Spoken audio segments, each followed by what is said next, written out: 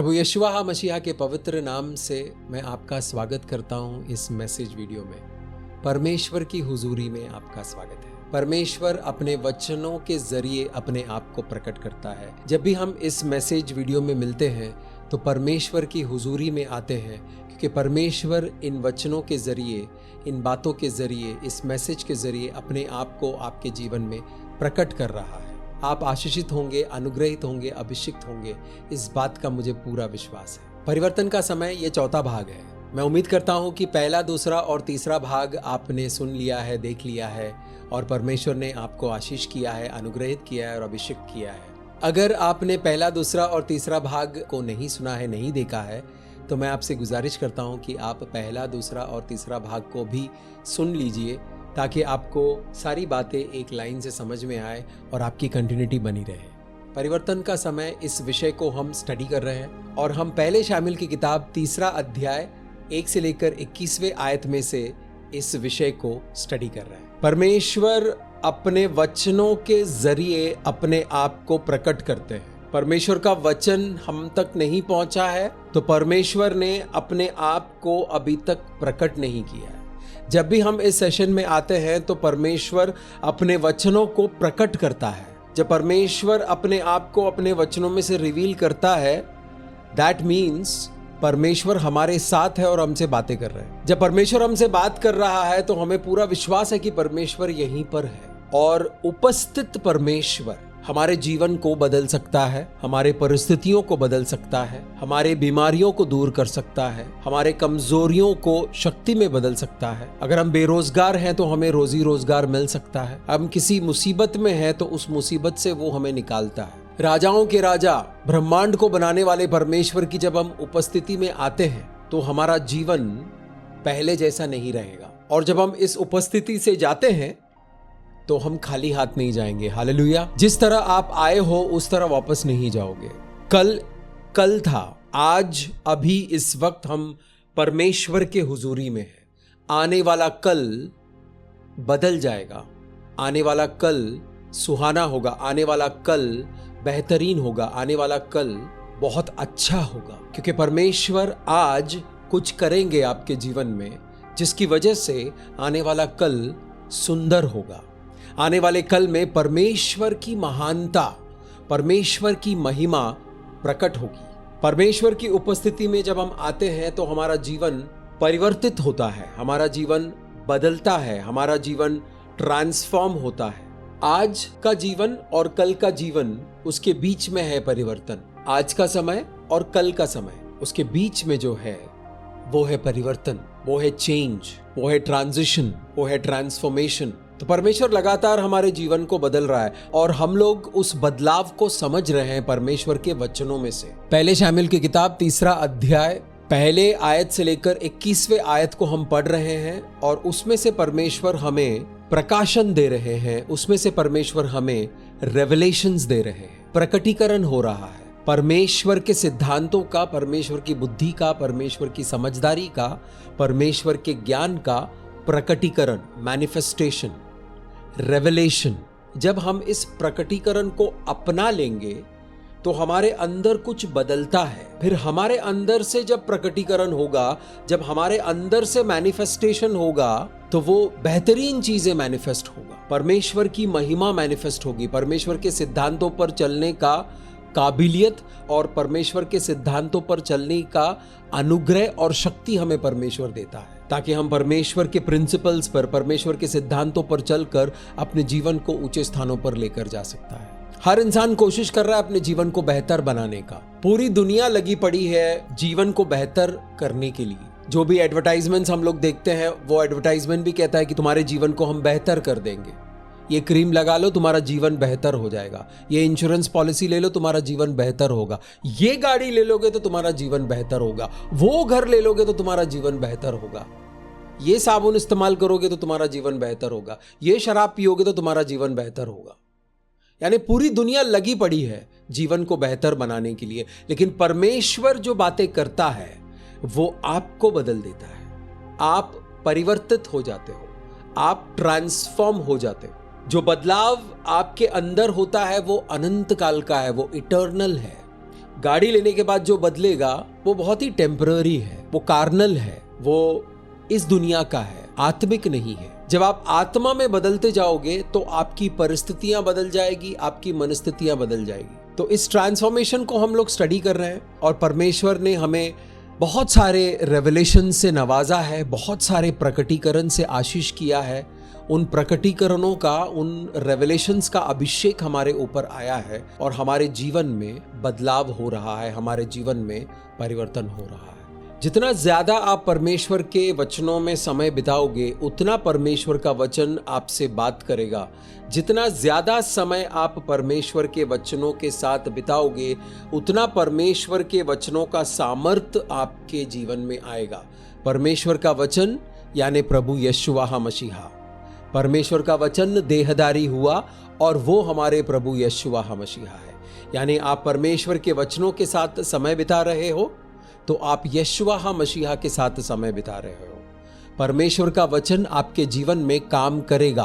परमेश्वर का वचन कभी भी खाली नहीं जाएगा। आज हम इस सेशन में आगे बढ़ेंगे। आगे बढ़ने से पहले भाग तीसरे का एक छोटा सा रिकैप करते हुए आगे बढ़ते हैं ताकि हम लोगों का माइंड रिफ्रेश हो जाएगा। तो ये है भाग तीसरे का एक छोटा सा रिकैप। हमने देखा है कि जब हम वचन सुनने के लिए आते हैं तो हमें एक्साइट होना है, हमें उत्साहित होना है। परमेश्वर के वचनों को जब हम सुनने के लिए आते हैं, परमेश्वर के वचनों को जब हम पढ़ने के लिए बैठते हैं तो हमें उत्साहित होना है। किस बात का उत्साह? क्या होगा? परमेश्वर का वचन आपके जीवन में अलौकिक काम करेगा। हम लोग देखते हैं कि परमेश्वर का वचन सुनते सुनते शरीर में जो दर्द था 1 साल से, वो दर्द चला गया। हम लोग देखते हैं कि परमेश्वर के वचनों को सुनते सुनते जो सरदर्द लगातार आता रहता था वो सरदर्द चला गया। हमने देखा है कि परमेश्वर के वचनों को सुनते रहने से, पढ़ते रहने से जो डायबिटीज था वो अब नॉर्मल हो गया। शुगर प्रॉब्लम जो है वो नॉर्मल हो गया। शुगर अभी बैलेंस है आपके जीवन में, आपके शरीर में। परमेश्वर के वचनों को पढ़ते पढ़ते ब्लड प्रेशर एकदम नॉर्मल हो गया। परमेश्वर के वचनों को पढ़ते पढ़ते जो इनसिक्योरिटी थी, जो असुरक्षितता थी मन में, वो अब ठीक हो रही है। परमेश्वर के वचनों को पढ़ते पढ़ते, परमेश्वर के वचनों को सुनते सुनते जो डर मन में रहता था वो डर अब नहीं है। परमेश्वर के वचनों को पढ़ते पढ़ते, परमेश्वर के वचनों को सुनते सुनते जो हमारा बिजनेस नहीं चल रहा था वो धीरे से चलना शुरू हो गया है। हमारे परिवार में जो अशांति थी वो अब शांति में तब्दील हो रही है। क्या है ये सब? ये परमेश्वर का सामर्थ्य है। This is the power of God manifesting. परमेश्वर का सामर्थ्य प्रकट हो रहा है आपके जीवन में। परमेश्वर का वचन प्रकट तब करेगा जब हम उसको एकाग्रता के साथ रिसीव करेंगे। कोई मेहमान घर में आया है, दरवाजा खटखटाता है और हम दरवाजा खोलते हैं और हम देखते हैं, ओ आ गए आप लोग। वो मेहमान का मन ऐसे बुझ जाता है, उसका मन ही नहीं करेगा हमारे घर में आने का। लेकिन अगर हम उत्साहित है कि ऐसा ऐसा एक रिलेटिव हमारे घर में आ रहा है जिसको मिलने के लिए हम बेकरार है, जिसको मिलने के लिए हम खुश हैं, तो हम दरवाजा खोलते ही वेलकम, आपका स्वागत है, वाओ अच्छा हुआ आप लोग आ गए, आइए आइए आइए। आपके घर में आने के लिए उनको अच्छा लगेगा, वो खुश होकर आएंगे। जब हम किसी इंसान का स्वागत करने के लिए इतना तामझाम करते हैं तो हम पवित्र आत्मा के जरिए परमेश्वर के वचनों को रिसीव करने के लिए भी एक्साइटेड रहेंगे। हालेलुया। फिर एक पॉइंट हमने देखा कि जीवन को जीने के लिए हमें प्रेरणा की जरूरत है, प्रेरित होना है हमें। तो परमेश्वर का वचन हमें प्रेरित करता है। वचन को जब आप सुनते हो तो कानों के जरिए आपके समझ में जाता है। वचन को जब आप पढ़ते हो तो आंखों के जरिए आपके समझ में जाता है। यानी वचनों का जो एसेंस है, वचनों में जो बुद्धि है, ज्ञान है, विवेक है, समझदारी है, वो आपको समझना शुरू होता है और आपकी समझदारी बढ़ती है, आपका ज्ञान बढ़ता है, आपकी बुद्धि बढ़ती है। ये समझ जो है वो आपके मन में है, सोल में आपका मन है, प्राणों में आपका मन है।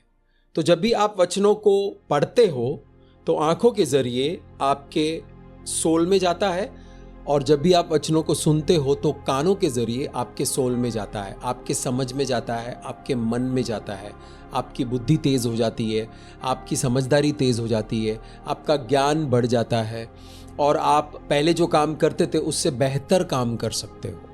हालेलुया। फिर हमने देखा कि परिवर्तन के लिए सरेंडर करना बहुत जरूरी है। अगर हम सरेंडर नहीं करेंगे, परमेश्वर जो काम कर रहा है हमारे जीवन में उसमें हम अपने आप को सरेंडर नहीं करेंगे, तो ये ट्रांसफॉर्मेशन होगा नहीं। होने वाले परिवर्तन के खिलाफ अगर हम लड़ते रहेंगे और हम समर्पित नहीं होंगे, हम सरेंडर नहीं होंगे, तो हमारा जीवन बदलेगा नहीं। छोटे बच्चे को नहलाना है, बच्चा पकड़ में ही नहीं आ रहा है, यानी बच्चा नहाने के लिए सरेंडर नहीं कर रहा है, वो इधर उधर भाग रहा है, उसके पीछे पीछे हम भी भाग रहे हैं, और जब तक वो पकड़ में नहीं आता है उसको हम नहला नहीं सकते।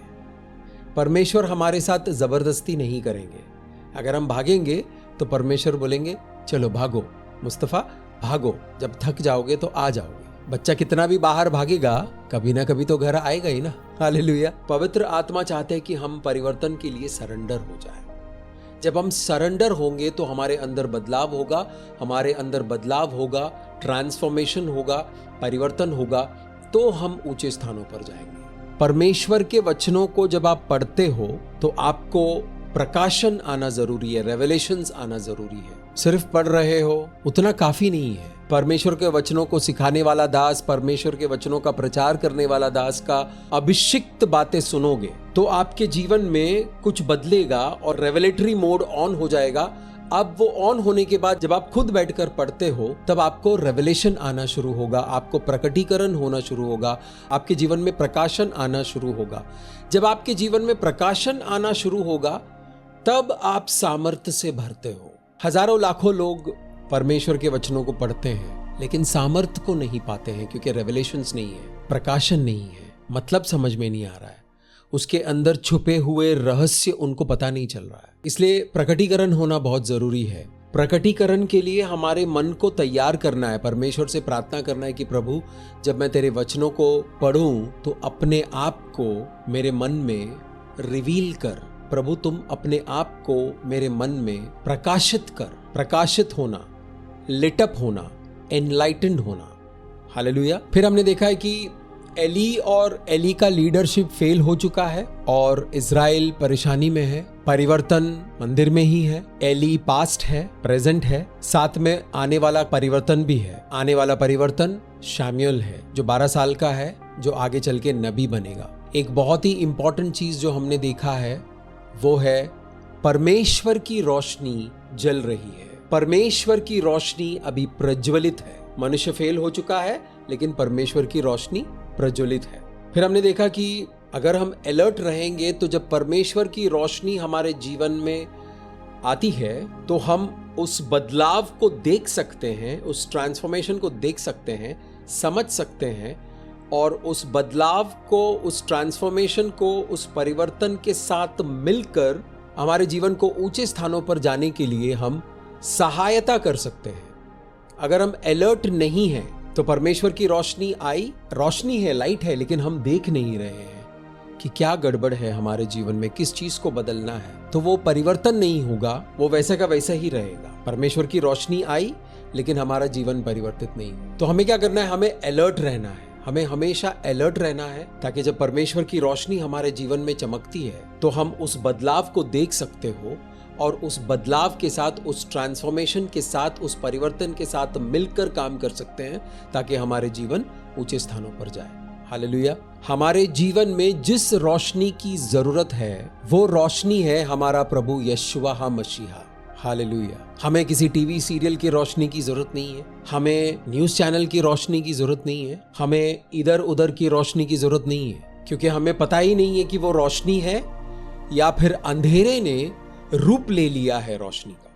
पवित्र शास्त्र कहता है कि अंधकार की शक्तियों में वो सामर्थ है कि वो रोशनी का अवतार लेकर, रोशनी का रूप लेकर हमें धोखा दे सकते हैं। तो हमें सिर्फ एक रोशनी की जरूरत है, और जिस रोशनी की हमें जरूरत है उनका नाम है प्रभु यशुआ मसीहा। यशुआ मसीहा ने कहा है कि मैं ही जीवन की ज्योति हूं, यानी जीवन को जिस ज्योति की जरूरत है वो हमारे प्रभु यशुआ मसीहा है। यूहन्ना के सुसमाचार में पवित्र आत्मा ने हमें सिखाया है कि वचन देहधारी हुआ और मनुष्यों के बीच रहा।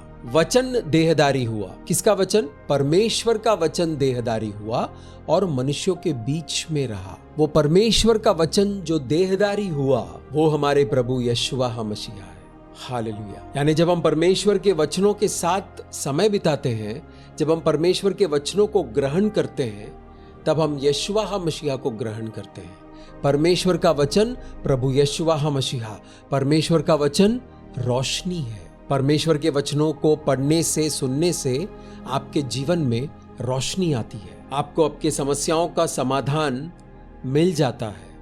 आपको आपके प्रॉब्लम्स के सॉल्यूशन नजर आना शुरू होता है। फिर हमने मेनोरा के बारे में स्टडी किया। परमेश्वर के मंदिर में 7 शाखाओं वाला, 7 ब्रांचेस वाला एक मेनोरा है। वो परमेश्वर के रोशनी का प्रतीक है, परमेश्वर की बुद्धि का प्रतीक है, परमेश्वर के ज्ञान का प्रतीक है, परमेश्वर की समझदारी का प्रतीक है और भले कामों का प्रतीक है, यानी परमेश्वर की भलाई का प्रतीक है। उसके बाद हमने देखा कि मेनोरा हमारे प्रभु यशुआ मसीहा का प्रतीक है। किस तरह मेनोरा में से हमने प्रभु यशुआ मसीहा को देखा। हमारे जीवन में एक होता है नेचुरल डार्कनेस, यानी बत्तियां बंद कर दो तो अंधेरा हो जाएगा। जहां पर सूरज की रोशनी नहीं आ रही है वहां पर लाइट नहीं जलाओगे तो बिल्कुल डार्क हो जाएगा, यानी नेचुरल डार्कनेस है। दिन है और रात है, दिन में सूरज निकलता है, रात को सूरज डूब जाता है तो डार्क हो जाता है, नेचुरल डार्कनेस। और दूसरा है आत्मिक उजियाला और आत्मिक अंधेरा। हमने देखा कि इज़राइल में आत्मिक अंधेरा भी चल रहा है, लेकिन उस आत्मिक अंधेरे में परमेश्वर की रोशनी चमक रही है। हमारे जीवन में आत्मिक अंधेरा हो सकता है कि हम अपने कामों में इतना बिजी हो गए, परमेश्वर के साथ हमने समय नहीं बिताया, तो हम परमेश्वर के रोशनी से दूर चले गए। परमेश्वर के रोशनी से जब हम दूर चले जाते हैं तो हमारी आत्मा अंधकार में चला जाता है, हम आत्मिक अंधकार में चले जाते हैं। हमें क्या करना है? वापस आना है। रिपेंटेंस का मतलब है वापस आना, वापस आना है, मन बदलाव करना है, परिवर्तित होना है, वापस आना है। कहाँ आना है? रोशनी में आना है। रोशनी में क्यों आना है? क्योंकि रोशनी की गर्माहट से, परमेश्वर के प्रेम की रोशनी की गर्माहट से हमारे जीवन में उत्पत्ति होती है, हमारे जीवन में क्रिएशन होता है। कल क्या होने वाला है आपको पता नहीं है, कल क्रिएट हो रहा है। परमेश्वर का कल, जो परमेश्वर को पता है क्या होने वाला है, लेकिन हमारे सामने कल क्रिएट होगा। उस नए क्रिएशन में नयापन क्या है वो उस रोशनी में ही पता चलेगा। आत्मिक रोशनी, स्पिरिचुअल एनलाइटनमेंट, आत्मिक रोशनी होना बहुत जरूरी है। फिर हमने देखा कि लीडर अगर भला है तो लीडर के पीछे चलने वाले लोग भी भले हैं। अगर लीडर फेल हो चुका है तो उस लीडर के जरिए आने वाली शक्तियां, उस लीडर के जरिए आने वाला अनुग्रह रुक जाता है। इसलिए लीडर्स के लिए प्रार्थना करना बहुत जरूरी है। परमेश्वर की रोशनी हिलती डुलती नहीं है, इंसान हिलता डुलता है। इंसान जो है वो अनस्टेबल रहता है। बहुत बार हम देखते हैं कि हमारा जीवन अनस्टेबल है, बहुत बार हम देखते हैं कि हमारी पर्सनालिटी अनस्टेबल है। कोशिश करते हैं हम उसको स्टेबल करने के लिए, हम कोशिश करते हैं कि अपने व्यक्तित्व को, अपने जीवन को स्थिर करें, लेकिन वो होता नहीं है। परमेश्वर की रोशनी स्थिर है, परमेश्वर की उपस्थिति स्थिर है, परमेश्वर का बुद्धि, परमेश्वर का ज्ञान, परमेश्वर का सामर्थ्य स्थिर है। तो हमारा कॉन्फिडेंस परमेश्वर पर होना चाहिए। फिर हमने देखा कि परिवर्तन जब हो रहा है तो नया भी है और पुराना भी चल रहा है। नया बढ़ता रहेगा और पुराना घटता रहेगा। पुराने को घटना है। जिन लोगों ने भी यीशु मसीह को ग्रहण किया है उनको एक नया जीवन मिला है। जो यीशु मसीह में है वो एक नई सृष्टि है, उनको एक नया जीवन मिला है। नया जीवन को अगर हमें पूरी तरीके से जीना है तो पुराने को छोड़ना पड़ेगा। परिवर्तन के समय में नया और पुराना दोनों साथ में चल रहा है। नया ऊपर की तरफ जा रहा है, पुराना नीचे की तरफ जा रहा है। पुराने को जाना पड़ेगा, नए को उभरना पड़ेगा। हमारे पुराने मनुष्य को जाना पड़ेगा और हमारे नए मनुष्य को जगह देनी पड़ेगी ताकि वो बड़ा हो। फिर हमने स्टडी किया कि किस तरह मेनोरा हमारे यीशु मसीह का प्रतीक है। पुराने नियम में परमेश्वर जो भी काम करते थे वो यीशु मसीह के आने का संकेत है, यानी साइन है, यानी चिन्ह है। हम जिस समय काल में रह रहे हैं यीशु मसीह आ चुके, यानी वो रोशनी आ चुकी। हमारे लिए वो लाइट अवेलेबल है, हमारे लिए वो शक्ति अवेलेबल है, हमारे लिए वो बुद्धि अवेलेबल है, हमारे लिए वो पावर अवेलेबल है, उपस्थित है। परमेश्वर का सामर्थ्य उपस्थित है हमारे लिए। जितना हम यीशु मसीह को देखते रहेंगे उतना हमारे अंदर सामर्थ्य बढ़ता रहेगा, उतना यीशु मसीह हमारे अंदर बढ़ते रहेंगे। यीशु मसीह कौन है? परमेश्वर का सामर्थ्य है, परमेश्वर का अभिषेक है, परमेश्वर का अनुग्रह है, परमेश्वर का बुद्धि है, ज्ञान है, विवेक है, समझदारी है और परमेश्वर का उद्धार है। दुनिया में हर एक इंसान अपने खुद के बल पर चल रहा है। अच्छा है, खुद का बल थोड़ी देर तक चलेगा, उसके बाद वो स्टैग्नेंट हो जाएगा, स्थगित हो जाएगा। लेकिन अगर हम परमेश्वर पर निर्भर होकर चलेंगे, अगर हमारा कॉन्फिडेंस हम परमेश्वर के अंदर सेट करके चलेंगे, तो हमें कॉन्फिडेंस की कभी कमी नहीं होगी। पवित्र आत्मा अगर हमारे साथ है तो आत्मविश्वास की कभी कमी नहीं होगी। पवित्र आत्मा का साथ होना बहुत जरूरी है। हर रोज हमारे मन में एक चीज स्ट्रांग होनी चाहिए, एक विचार हमेशा स्ट्रांग होनी चाहिए। मुझे पवित्र आत्मा की शक्ति चाहिए, कल से ज्यादा चाहिए। आज कल जितना था उससे ज्यादा चाहिए। क्या करना है? प्रभु मुझे बदलो, मुझे साफ करो, मेरे अंदर परिवर्तन लेकर आओ, ताकि पवित्र आत्मा का सामर्थ्य मेरे अंदर बढ़ता जाए, मैं घटता जाऊं और परमेश्वर बढ़ता जाए। हालेलुया। फिर हमने देखा कि प्रभु यशुआ मसीहा के ऊपर जो अभिषेक था, यशाया के पुस्तक 61वां अध्याय पहला वाक्य, परमेश्वर ने मुझे अभिषेक किया है। यीशु मसीह अपने बारे में बता रहे हैं। लूका के सुसमाचार में सेम आयत है जहां पर यीशु मसीह ने उस आयत को पढ़कर कहा कि मेरे बारे में लिखा हुआ है। यानी परमेश्वर ने हमारे यशुआ मसीहा को मस्सा किया, एनॉइंट किया, अभिषेक किया। क्या करने के लिए? सुसमाचार सुनाने के लिए। सुसमाचार से क्या होता है? सुसमाचार से चंगाई मिलती है, सुसमाचार से छुटकारा मिलता है, सुसमाचार से हमारे पूरे जीवन का उद्धार होता है।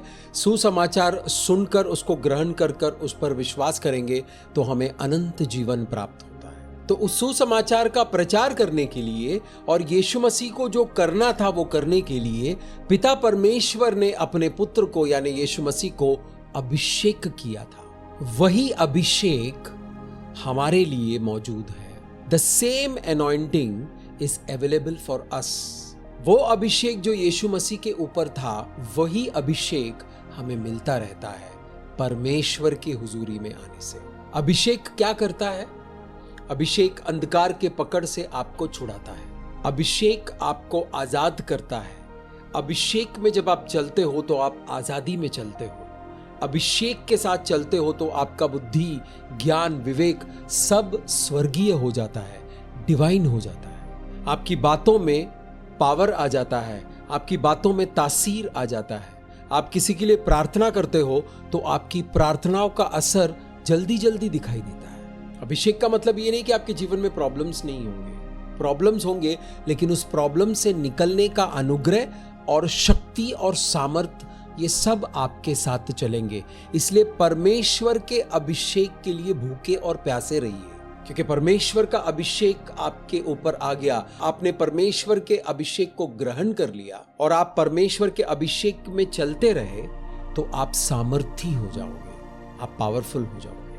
पहली कलीसिया का जन्म उस अभिषेक के आने से हुआ। जब उस सैनिक ने प्रभु यीशु मसीह के हृदय में भाला घुसाया था तो हृदय के अंदर से खून और पानी ऐसे निकल के आया था। तो एक शुरुआत हो गई आत्मा में, कलीसिया को शुरू करने का अनुग्रह आया। कलीसिया कब शुरू हुई? पेंटेकोस्ट वाले दिन पर, जब पिता परमेश्वर ने पवित्र आत्मा के सामर्थ्य के जरिए अभिषेक को भेजा यीशु मसीह के चेलों के ऊपर। जब वो अभिषेक आया तो वो लोग कलीसिया की शुरुआत के लिए तैयार हो गए। उस दिन प्रचार हुआ, उस दिन प्रीचिंग हुआ। पतरस ने उस दिन प्रचार किया और 3000 लोग एक दिन में एक साथ उद्धार में आ गए। यानी 3000 लोगों को उद्धार मिला एक दिन में, जस्ट इन वन डे। ऐसा पावर है अभिषेक का। धन्यवाद करो परमेश्वर के अभिषेक के लिए, धन्यवाद करो परमेश्वर के अभिषेक के लिए। आज भी वो अभिषेक परमेश्वर अपने लोगों को दे रहा है। आप परमेश्वर के अपने लोग हो। रिसीव करो, अभिषेक को रिसीव करो, अनॉइंटिंग को रिसीव करो। दोनों हाथों को उठाइए और परमेश्वर के उस अभिषेक को रिसीव कीजिए। आज भी कोई कलीसिया का ब्रांच शुरू करना है। कलीसिया तो तब शुरू हो गई जब कोई कलीसिया का ब्रांच शुरू करना है तो एक अभिषिक्त की जरूरत है। ये भी हमने स्टडी किया था। बिना उस अभिषिक्त के कलीसिया का ब्रांच खोल के कुछ फायदा नहीं है। बिना अभिषेक का कोई कलीसिया ही नहीं है। तीसरे आयत के दूसरे भाग में हमने देखा कि परमेश्वर ने शमूएल को सबसे पवित्र स्थान में बुलाया है। यानी शमूएल जो 12 साल का बच्चा है वो सबसे पवित्र स्थान में सोता है। परमेश्वर ने उसको बाहर के कंटामिनेशन से, बाहर के दूषितपन से बचाने के लिए शमूएल को अपने करीब लेकर आया है। ये था भाग तीसरे का एक छोटा सा रिकैप। आज हम देखेंगे कि पवित्र आत्मा बाकी आयतों में से किस तरह का प्रकाशन देते हैं। तब यहोवा ने शमूएल को पुकारा और उसने कहा, क्या आज्ञा? तब उसने एली के पास दौड़कर कहा, क्या आज्ञा? तूने तो मुझे पुकारा है। वो बोला, एली ने कहा, मैंने नहीं पुकारा, फिर से लेट जाओ। तो वो जाकर लेट गया। पवित्र समय चल रहा है, परमेश्वर की रोशनी जल रही है। अभी सुबह हुई नहीं है, रात एकदम गहरी है, परिस्थितियों का अंधकार भी गहरा है। उस गहरे अंधकार में परमेश्वर की रोशनी जल रही है और परमेश्वर की आवाज गूंज रही है। कहां पर? सबसे पवित्र स्थान में। सबसे पवित्र स्थान में कौन सोया हुआ है? शमूएल, जो 12 साल का बच्चा है, जो आगे चल के नबी बनेगा, परमेश्वर का नबी बनेगा। परमेश्वर ने शमूएल को पुकारा, शमूएल, शमूएल। परमेश्वर पुकारने वाला परमेश्वर है, हमसे बात करना चाहता है। परमेश्वर हमसे बात करता है। जितने भी लोग परमेश्वर की आवाज को सुनना चाहते हो, आज तैयार हो जाओ, क्योंकि किसी भी वक्त आपको परमेश्वर की आवाज सुनाई देगी। जिन लोगों को परमेश्वर की आवाज सुनाई नहीं देती है, आप दोनों हाथों को उठाकर कहो, प्रभु जिस तरह शमूएल को आपने पुकारा था, मुझे भी आवाज दो। मैं भी आपकी आवाज को सुनने के लिए तरस गया हूं, मुझे भी आवाज दो। मैं भी तेरी आवाज को सुनना चाहता हूं। ये अभिषेक इस वक्त मौजूद है। पवित्र आत्मा बड़े सामर्थ्य के साथ ये बात आपसे कह रहा है। परमेश्वर हमारा पुकारने वाला परमेश्वर है। हमारा परमेश्वर आवाज देने वाला परमेश्वर है। हमारा परमेश्वर हमें नाम से बुलाता है। ए ब्लू शर्ट वाले इधर आ, ए कमजोर इंसान इधर आ, ए बेवकूफ इधर आ, ए गधे इधर आ। हम लोग एक दूसरे को ऐसे बुलाते हैं ना घर में, ए गाड़वे इकड़े, ए सांड क्या कर रहा तू उधर। इस तरह एक दूसरे को रेफर करते हैं। और परमेश्वर कहता है कि शमूएल, शमूएल। जब मैं परमेश्वर की आवाज सुनता हूं तो वो मुझे नाम से बुलाते हैं, मुस्तफा, मुस्तफा। जब पहली बार मैंने परमेश्वर की आवाज सुनी थी, अभी भी मेरा मन भर आ रहा है। वो एक बहुत ही अलौकिक एक्सपीरियंस है। हर किसी को वो एक्सपीरियंस होना चाहिए। जब आप मन में वो भूख और प्यास को जगाओगे कि प्रभु मुझे तेरी आवाज को सुनना है, वो अपनी आवाज आपको सुनाएंगे। बहुत ही पावरफुल, बहुत ही जबरदस्त अभिषेक है। यहाँ पर भारी उपस्थिति है। आंखों को बंद करें और परमेश्वर को धन्यवाद करें, उनकी उपस्थिति के लिए धन्यवाद करें। इस वक्त वो उपस्थिति आपको छू रही है। इस वक्त परमेश्वर का वो आशीष, वो अनुग्रह, वो अभिषेक आपके ऊपर आ रहा है। आज के बाद बहुत सारे लोग परमेश्वर की आवाज को सुनेंगे। अगर आपको अभी तक परमेश्वर की आवाज सुनाई नहीं दी, तो आज के बाद आप परमेश्वर की आवाज को सुनेंगे।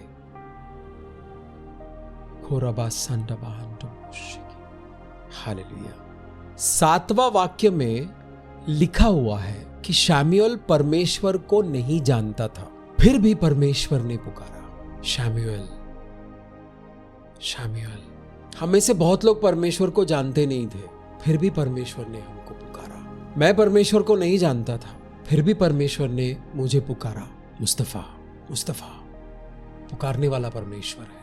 परमेश्वर ने आदम और हव्वा को क्यों बनाया? परमेश्वर ने मनुष्यों को क्यों बनाया? परमेश्वर ने मनुष्यों को इसलिए बनाया क्योंकि परमेश्वर को मनुष्य के साथ संगति करना है। परमेश्वर को मनुष्यों से प्रेम है। हम लोग दोस्त ढूंढते हैं, जीवन साथी ढूंढते हैं, कोई बात करने वाला मिले, अकेला पड़ गया हूं, कोई तो मिले बात करने के लिए, है ना? हमारी जरूरत है। फैमिली होना चाहिए, फ्रेंड्स होने चाहिए, संगति होनी चाहिए, फेलोशिप होना चाहिए। परमेश्वर ने मनुष्य को फेलोशिप करने के लिए बनाया। परमेश्वर ने मनुष्य को संगति करने के लिए बनाया। किसकी संगति? परमेश्वर की संगति। परमेश्वर का दोस्त बनने के लिए परमेश्वर ने मनुष्य को बनाया। यीशु मसीह ने कहा तुम लोग नौकर नहीं हो, तुम लोग गुलाम नहीं हो, तुम मेरे दोस्त हो। ईदन की वाटिका में आदम को बनाकर ईदन के बगीचे में रखा। ईदन का बगीचा बनाने से पहले, आदम को बनाने से पहले परमेश्वर ने पूरे पृथ्वी को अच्छे से बनाया, सेट किया। परमेश्वर ने आपके जीवन को ऊंचे स्थानों पर ले जाने के लिए जिन जिन चीजों की जरूरत है वो सब बना दिया है। क्योंकि हमें दिखाई नहीं देता इसका मतलब नहीं कि वो है नहीं, परमेश्वर ने बना दिया है। अगर हम थोड़ा सा सावधान हो जाएंगे, थोड़ा सा अलर्ट हो जाएंगे तो हमें वो चीजें दिखनी शुरू हो जाएंगी। परमेश्वर ने फ्रेंडशिप करने के लिए, संगति करने के लिए, बातचीत करने के लिए, कंपेनियनशिप के लिए मनुष्य को बनाया। पहले आदम को बनाया, देखा आदम थोड़ा लोनली फील कर रहा है तो आदम को सुलाकर उसके पसली निकालकर हव्वा को बनाया, ईव को बनाया, फिर दोनों को साथ में रखा। और दिन के ठंडे में परमेश्वर उनको मिलने के लिए आते थे। परमेश्वर ने आपको और मुझे अपने संगति के लिए बनाया है, अपना प्रेम देने के लिए बनाया है। पुकारने वाला परमेश्वर है हमारा। हम अपने दोस्त को नाम से बुलाते हैं, हम जिनसे प्रेम करते हैं उनको नाम से बुलाते हैं, उनको प्यारा सा एक नाम दे देते हैं, है ना, निक नेम। पुकारने वाला परमेश्वर, प्रेम करने वाला परमेश्वर इस वक्त आपके साथ है। मैं नहीं जानता था परमेश्वर को, शमूएल भी नहीं जानता था परमेश्वर को, फिर भी परमेश्वर ने पुकारा है। आपने जो कुछ भी किया है अपने जीवन में, जो कुछ भी हुआ है आपके साथ अपने जीवन में, जब आपने यीशु मसीह को ग्रहण कर लिया तो परमेश्वर उत्साहित है। पिता, हमारे स्वर्ग में जो बैठे पिता है वो उत्साहित है आपसे बात करने के लिए, वो उत्साहित है आपके साथ संबंध बनाने के लिए, वो उत्साहित है आपको नाम से पुकारने के लिए, और उत्साहित है आपको अपने रहस्यमय बातें बताने के लिए। लेकिन हम समझते नहीं है। हमने शब्द सुना है, हम उसको परख नहीं पाते हैं कि ये किसका शब्द है। बहुत बार परमेश्वर की आवाज आती है लेकिन हमें लगता है कि ऐसे कैसे हो सकता है, नहीं, परमेश्वर कुछ नहीं है, शायद बाहर से किसी ने चिल्लाया होगा। हम खिड़की से बाहर जाकर देखते हैं, अरे मेरे को किसने बुलाया, कोई नहीं होता है, लेकिन आपको यकीन होता है कि आपने अपना नाम सुना। हमारा परमेश्वर, पवित्र परमेश्वर, ब्रह्मांड को बनाने वाला, राजाओं के राजा, हमारे साथ संगति करना चाहता है, इसलिए हमें पुकारता है। यहां पर हम देखते हैं कि शमूएल 12 साल का बच्चा है, अभी समझदार हुआ नहीं है। जब आवाज सुनता है तो सीधे भागकर याजक एली के पास जाता है, क्योंकि घोर रात का समय है, तकरीबन 2:30, 3:30 बजे का समय है। मंदिर में और कोई नहीं है, बाहर से कोई और आवाज नहीं लगाएगा। मंदिर में महायाजक एली लेटे हुए अपने स्थान पर, और सबसे पवित्र स्थान में शमूएल जो बच्चा है वो लेटा हुआ है। शमूएल को आवाज सुनाई देती है, वो वहां से उठकर, सबसे पवित्र स्थान से उठकर भागकर जाता है याजक एली के पास। आपने मुझे बुलाया, बोलो क्या करना है। क्यों एली के पास गया? क्योंकि कोई और था नहीं, और दूसरी बात, याजक एली की आवाज वो सुनते रहते हैं पूरा दिन। उनको पता है कि अगर कोई मुझे बुलाएगा इस वक्त तो याजक एली ही बुलाएंगे। तो बच्चा जो है वो भागकर एली के पास जाता है। 3 साल के उम्र से लेकर 12 साल के उम्र तक शमूएल मंदिर में रहता है। 3 साल का था जब उसकी मम्मी उसको मंदिर में छोड़कर गई। अब एली पाल पोस कर बड़ा कर रहा है उसको। एली पिता के समान है, उसका बायोलॉजिकल फादर नहीं है, जन्म देने वाला पिता नहीं है, लेकिन परवरिश करने वाला पिता है। तो पूरा दिन एली की ही आवाज सुनता है। जब परमेश्वर आपको आवाज देते हैं तो आपको किसकी आवाज सुनाई देती है? किन किन लोगों की आवाज आपके मन में गूंजता रहता है? 42 साल के उम्र तक मुझे वो सारी बातें सुनाई देती थी जो मेरे घर में मेरे बारे में बोला जाता था, अच्छी बुरी दोनों। बुरा ज्यादा जोर से सुनाई देता था। जो बातें हम बचपन से सुन रहे हैं वो हमारे मन में बजता रहता है। तुम बदसूरत हो, क्या कर लोगे, तुम हाइट में छोटे हो, तुमसे कुछ नहीं होगा, तुम नालायक हो, बेकार हो, तुम कोशिश भी करोगे तो नहीं कर पाओगे, पिछली बार तुमने कोशिश किया था, क्या हुआ, कुछ नहीं हुआ। नकारात्मक सोच। कुछ अच्छी बातें भी हैं, बुरी बातें ज्यादा जोर से सुनाई देती है। मैं अकेला ही हूं या आपके साथ भी ऐसा होता है कि जो बुरी बातें हैं वो ज्यादा जोर से सुनाई देती है? परमेश्वर कहता है कि तुम मेरे हो, तुम्हारी अच्छाई और तुम्हारी बुराई दोनों मेरा है। मैंने तुमसे प्रेम किया है, मैंने तुम्हें सम्मानित किया है, मैं तुम्हें अपने पास बुलाता हूं, तुम मेरे आंखों के पुतली हो, तुम मेरे हाथों में एक मास्टरपीस हो।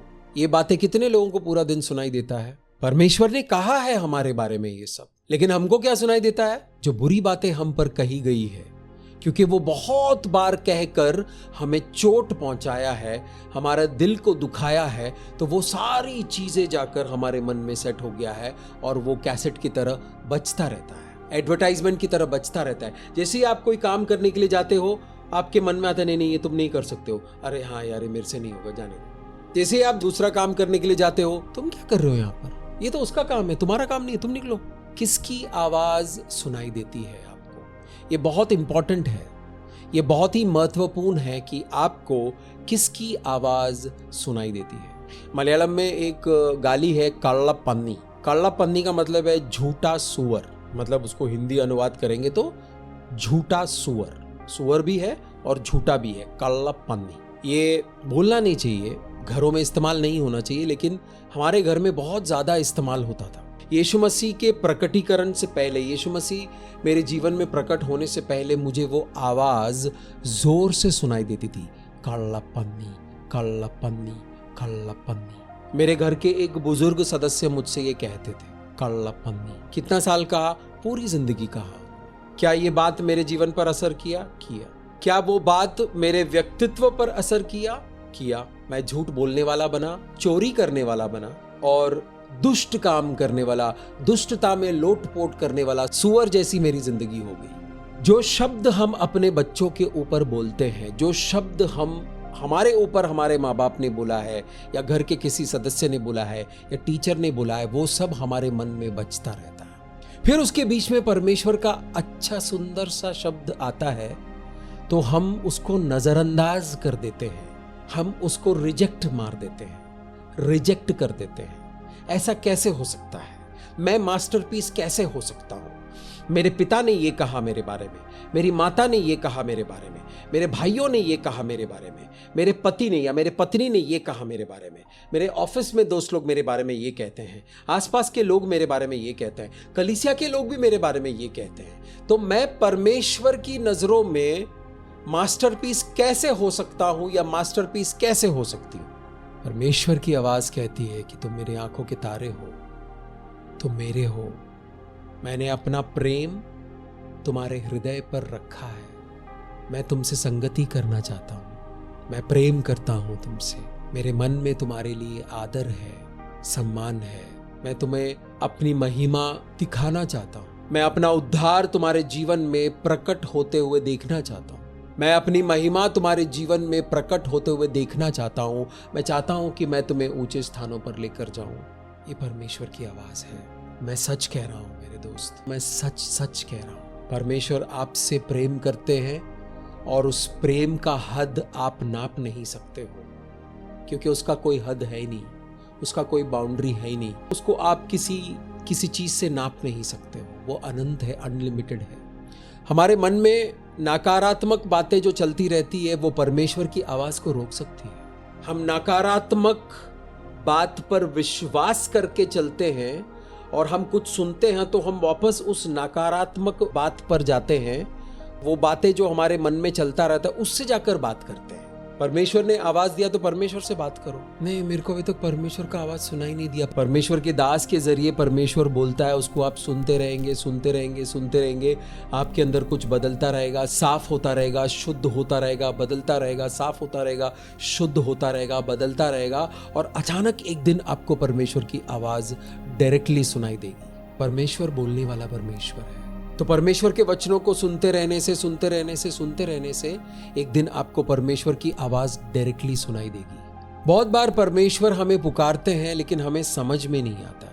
ऐसा क्यों होता है? बहुत बार परमेश्वर हमें बुलाते भी हैं, हमें पुकारते हैं, हमें बताते हैं कोई चीजें, तो हम उसका अनुवाद नहीं कर पाते, हम उसको इंटरप्रेट नहीं कर पाते, हम उसको समझ नहीं पाते हैं। क्यों? क्योंकि हम आत्मा में अभी भी बच्चे हैं। इधर शैम्यूएल क्यों भागा एली के पास? क्योंकि अभी शैम्यूएल बच्चा है। तो क्या हमें बच्चा ही बने रहना है, बचकाने काम करने हैं और बचकानी हरकतें करनी है, या फिर हमें आत्मा में बड़ा होना है? कैसे बढ़ेंगे आत्मा में?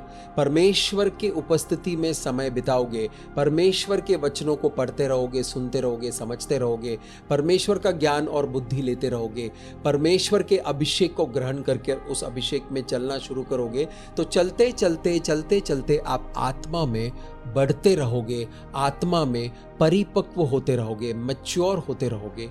उसके बाद आपको परमेश्वर की बातें क्लियरली समझ में आनी शुरू हो जाएगी। जिस तरह शैमुएल 12 साल का बच्चा है, उसको नहीं मालूम है कि परमेश्वर किस तरह बात करते हैं, परमेश्वर किस तरह पुकारते हैं। एक ही चीज़ पता है, एली पता है, एली मुझे बुलाते हैं, एली से मेरी बात होती है, एली ही मुझसे बात करता है और कोई मुझसे फुल टाइम बात नहीं करता है, तो भाग कर जाता है एली के पास। आपके साथ फुल टाइम कौन बात करता है? क्या डर आपके साथ फुल टाइम बात करता है? क्या डाउट आपके साथ फुल टाइम बात करता है? क्या आपको नीचे गिराने वाली सोच आपको फुल टाइम बात करता है? क्या आपको आत्मगिलानी देने वाले सोच आपसे फुल टाइम बात करता है? आप परमेश्वर की आवाज सुनकर किससे जाके बात करने की कोशिश करते हो?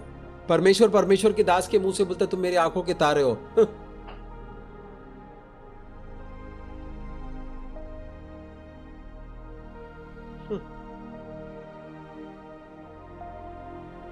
परमेश्वर का दास कहता है कि प्रभु आपसे प्रेम करता है।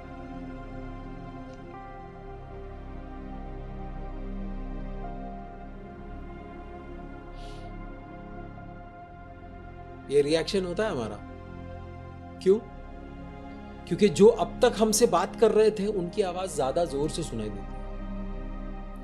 मेरे प्यारे भाइयों और बहनों, इस वक्त परमेश्वर आपसे बात करना चाहता है।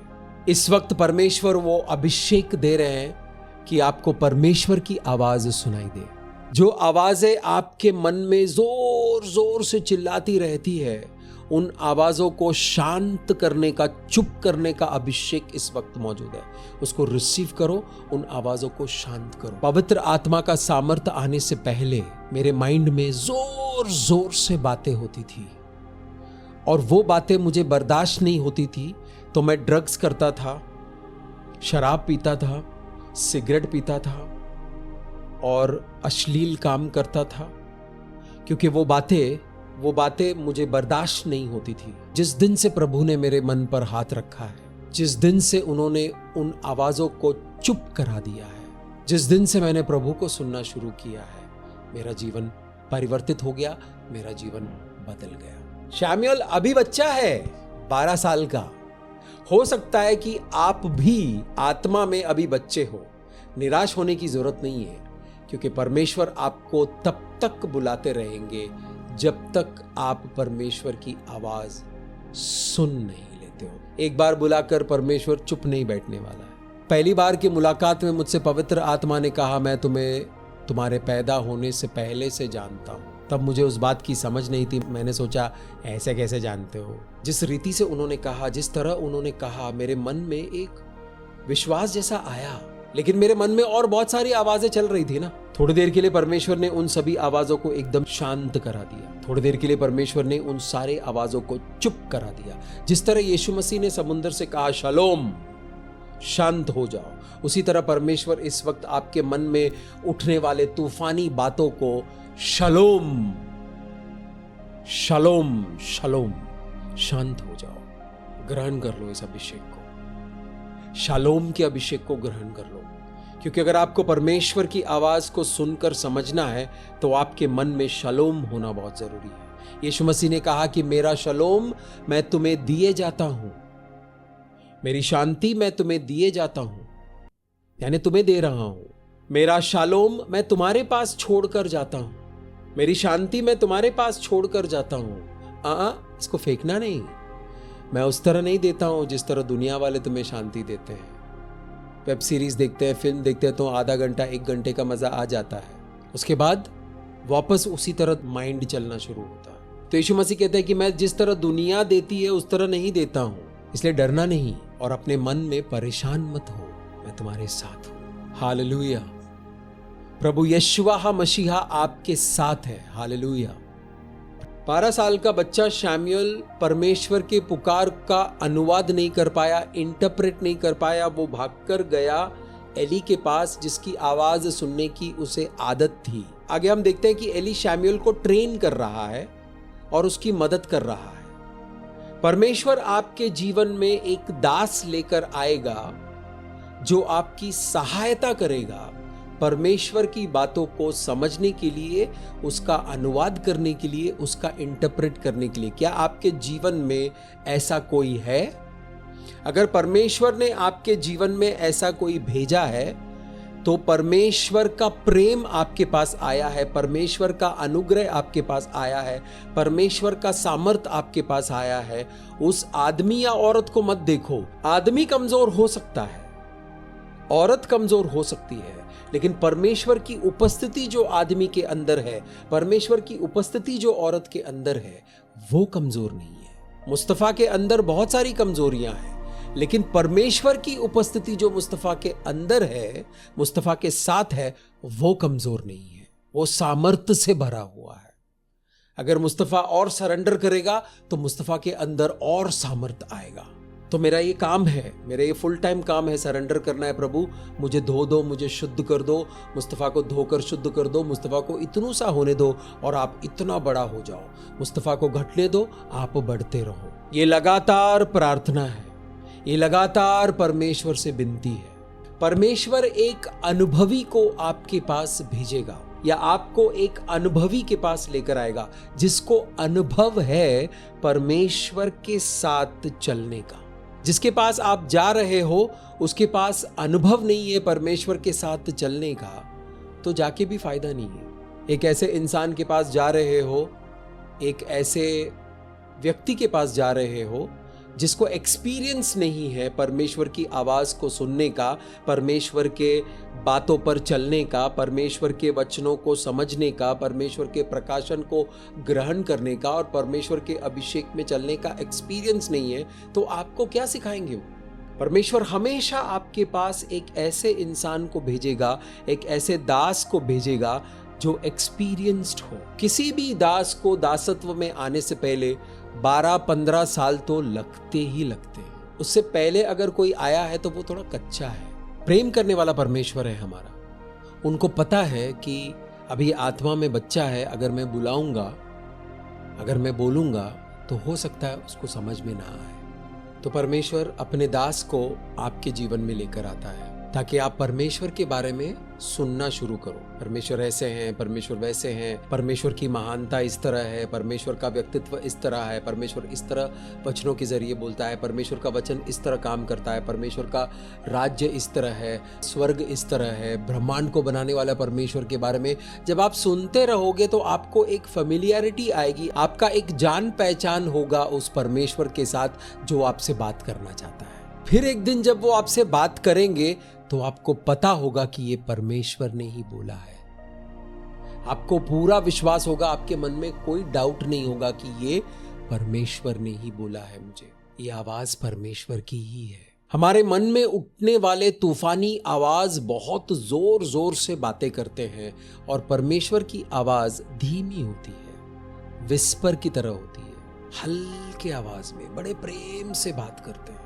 एक एक्सपीरियंस दास जो परमेश्वर के साथ चल के एक्सपीरियंस ले चुका है, जब आप ऐसे दास के साथ चलोगे तो आपको बराबर टीचिंग्स मिलते रहेंगे कि परमेश्वर के साथ कैसे चलते हैं। एक डेडिकेशन हमें करना है कि प्रभु मुझे बच्चा नहीं बने रहना है, मुझे बढ़ना है। कैसे बढ़ेंगे? परमेश्वर के वचनों को जब आप ग्रहण करते रहोगे, परमेश्वर की बातों को जब आप सुनते रहोगे, परमेश्वर की महिमा को आप रिसीव करते रहोगे, परमेश्वर के अभिषेक को आप रिसीव करते रहोगे, परमेश्वर के आशीषों को जब आप ग्रहण करते रहोगे, परमेश्वर की आराधना करोगे, परमेश्वर के साथ समय बिताओगे, तो आप आत्मा में बढ़ते रहोगे। 12 साल का शमूएल आवाज सुनता है, शमूएल शमूएल, तो उसके और याजक एली के अलावा मंदिर में कोई है ही नहीं, तो वो भाग कर जाता है याजक एली के पास। सही है, उसके मन में जो तर्क है, उसके मन में जो लॉजिक है, उसके हिसाब से उसने सही किया। तो लॉजिकली शमूएल सही था, लेकिन क्या वो सच था? क्या एली ने उसको पुकारा? नहीं। एली ने बोला मैंने नहीं बुलाया, जाके सो जा, लेट जा, जाके चला जाता है वापस लेटने के लिए। लेकिन लॉजिकली उसने सही किया, यानी मन के तर्क के हिसाब से, मन में तर्क वितर्क होता है, लॉजिकल या इलॉजिकल होता है ना चीजें, तो लॉजिक के हिसाब से शमूएल ने बराबर किया। वो आवाज सुना तो एली के पास आया कि आपने मुझे बुलाया, आपने ही तो मुझे बुलाया, बोलो क्या करना है। नहीं नहीं बेटा, मैंने नहीं बुलाया, जाके सो जा। सो गया। कुछ बातें लॉजिकली सही होती है लेकिन वो सच नहीं होती। इस बात को समझने के लिए हमें मैच्योर होना पड़ेगा। कुछ बातें लॉजिकली सही है, लॉजिकली सही लग रहा है, लेकिन जरूरी नहीं कि वो सच ही हो। अगर एली ने उसको बुलाया होता और उधर से उठकर एली के पास आया, हाँ बोलो आपने मुझे बुलाया, बोलो क्या करना है, तो लॉजिकली भी सही होता और सच भी वही होता। लेकिन इस वक्त एली ने शमूएल को बुलाया नहीं है, परमेश्वर ने शमूएल को पुकारा है। कितने लोग चाहते हैं कि परमेश्वर आपको पुकारे? हाथों को खड़े करो, आंखों को बंद करो और इस अभिषेक को रिसीव करो। बोलो प्रभु मुझे आवाज दो, मुझे भेजो, मैं आपकी आवाज को सुनना चाहता हूं। बहुत सारी बातें जो लॉजिकली सही होती है वो सच नहीं होती है। मेरे पापा मुझसे हमेशा कहते थे कि मुस्तफा लाइफ में रिस्क मत लेना, फेल हो जाओगे। सुनते सुनते सुनते सुनते वो मेरा लॉजिक बन गया और मैं उसका उल्टा ही करता था हमेशा। मैं लाइफ में रिस्क लेता रहा। तो क्या वो रिस्क जो मैंने लाइफ में लिया था उसमें मैं सक्सेसफुल हुआ? नहीं, सक्सेसफुल नहीं हुआ। क्यों? क्योंकि माइंड में जो लॉजिक सेट हुआ था नहीं होगा वो काम कर रहा है। उस चीज को परमेश्वर ने तोड़ दिया। यानी अंधकार ने पापा के जरिए जो बात मेरे उन्नति और प्रगति को, जो शब्द मेरे उन्नति और प्रगति को रोकेगा, ऐसा एक शब्द और ऐसा एक मनस्थिति मेरे माइंडसेट में सेट कर दिया। उसका टूटना बहुत जरूरी था। कुछ बच्चों को उनके माँ बाप कहते हैं कि तुम कुछ नहीं कर सकते हो, नालायक हो। उस बच्चे के लॉजिक में, तर्क में वो सेट हो जाता है कि मैं नहीं कर सकता, वो कर सकता, मैं नहीं कर सकता। लेकिन कुछ माँ बाप अपने बच्चों को बोलते हैं कि तुम सब कुछ कर सकते हो। उस बच्चे के माइंड में तर्क सेट होता है, लॉजिक सेट होता है कि मैं कर सकता हूं, क्यों नहीं कर सकता, मैं कर सकता हूं। हमारे मन में किस तरह का तर्क वितर्क चल रहा है, इस पर स्टडी होना बहुत जरूरी है। मैं एक माइंडसेट कोच हूं, मैं माइंडसेट ट्रेनिंग देता हूं, लोगों का माइंड चेंज करने में उनकी सहायता करता हूं और मुझे पता है कि लोगों के माइंड में किस तरह का रॉन्ग लॉजिक सेट है। राइट लॉजिक भी हो सकता है और रॉन्ग लॉजिक भी हो सकता है। सही तर्क और गलत तर्क भी हो सकता है। किसी गलत लॉजिक पर हमने विश्वास कर लिया और उसको हमने सही मान लिया तो वो हमारे रास्ते का रोड़ा है, वो हमें आगे जाने से रोकता है। इसलिए भी परमेश्वर आपको बुलाता है, परमेश्वर आपको पुकारता है ताकि वो बंदिशें टूट जाए यीशु नाज़री के सामर्थी नाम से। परमेश्वर लगातार परमेश्वर के दास के जरिए, परमेश्वर के वचनों के जरिए आपको पुकारता है ताकि आपका वो बंदिश टूट जाए, आपका मन का जो लॉजिक है वो टूट जाए, जो गलत लॉजिक सेट हुआ है, जो गलत तर्क सेट हुआ है वो टूट जाए और आपको सही रास्ता मिले, आपको सही रोशनी मिले। हमारे मन के लॉजिक में, हमारे मन के तर्क में कुछ ऐसी बातें हैं जो हमें आगे बढ़ने से रोकती है। उन बातों को पहचान कर उनको तोड़ना बहुत जरूरी है। जब वो टूट जाएंगे तब हम आगे बढ़ सकते हैं, वरना वो बातें, वो सोच एक इंसान को उसके नियति तक पहुंचने से रोक सकती है। एक चट्टान की तरह, एक पहाड़ की तरह खड़ा होता है वो, क्योंकि ये सोच जो है ये पिछले 20 सालों से चल रही है, 25 सालों से चल रही है। यानी सोच जो है वो बड़ा हो चुका है, वो सोच जो है वो बड़ा हो चुका है और वो पहाड़ की तरह आपका रास्ता रोक कर खड़ी है। जब आप परमेश्वर के हुजूरी में आते हो, जब आप परमेश्वर के वचनों को सुनते हो, जब आप परमेश्वर के उपस्थिति में आते हो, तो वो पहाड़ पिघल जाते हैं मोम की तरह। वो पहाड़ अपना अस्तित्व खो देता है। वो बंदिश आपको अब रोक नहीं सकता। वो बंदिश हटा दिया जाएगा, वो पहाड़ को हटा दिया जाएगा, वो बाधाओं को हटा दिया जाएगा और आपके लिए एक सीधा रास्ता बनाएगा। प्रभु यशुआ मसीहा का वचन है यशायाह के पुस्तक 45 के 2 और 3 में, मैं तेरे आगे आगे जाऊंगा, टेढ़े मेढ़े रास्तों को सीधा करूंगा, पर्वतों को कुचलूंगा, तांबे के दरवाजों को मैं तोड़ूंगा, लोहे के सलाखों को मैं काटूंगा। तेरे आगे आगे जाऊंगा, टेढ़े मेढ़े रास्तों को सीधा करूंगा। मतलब क्या है? हमारे माइंड के रास्ते टेढ़े मेढ़े हो गए, इसकी वजह से हम सीधे जा नहीं पा रहे हैं। हम इधर उधर घूमते रहते हैं, इधर घूमते रहते हैं, इधर घूमते रहता है। एक बहुत लंबा समय मैं अपने जीवन में घूमता रहा हूं, बिजी था, गोल गोल गोल गोल घूम रहा है, आगे नहीं बढ़ रहा है, उधर ही घूम रहा है। तो कुछ सोच है हमारे मन में, उस सोच को, उस बंदिशों को इस वक्त पवित्र आत्मा तोड़ रहे हैं यीशु नाज़री के सामर्थी नाम से। हालेलुया। परिचित बातें, कुछ बातों से हम फेमिलियर हैं, परिचित बातें हैं। ये काम मैं नहीं कर सकता हूँ, ये जॉब मैं नहीं कर सकता हूँ, वो बिजनेस मैं नहीं कर सकता हूँ, ये कर सकता हूँ लेकिन वो नहीं कर सकता हूँ, ऐसा है वैसा है, ये खाएगा तो ये प्रॉब्लम हो जाएगा, वो खाएगा तो वो प्रॉब्लम हो जाएगा। हालेलुया। आज दुनिया में लोगों के बॉडी में इतने ज़्यादा एलर्जीज हैं, वो सब मन में बना हुआ तर्क है। अगर वो मन में बना हुआ तर्क, अगर वो सोच मन से डिसॉल्व करे तो उनका एलर्जी बंद हो जाएगा। कुछ चीज़ें बचपन में आकर सेट हुई है और जैसे जैसे आप बढ़ते गए वो भी बड़ा होता गया और आपके रास्ते का रोड़ा बन गया। इस वक्त पवित्र आत्मा का सामर्थ उन सारे रोड़ों को हटा रहा है, तोड़ रहा है यीशु नाज़री के सामर्थी नाम से। यरीको की दीवार गिर रही है यीशु नाज़री के सामर्थी नाम से।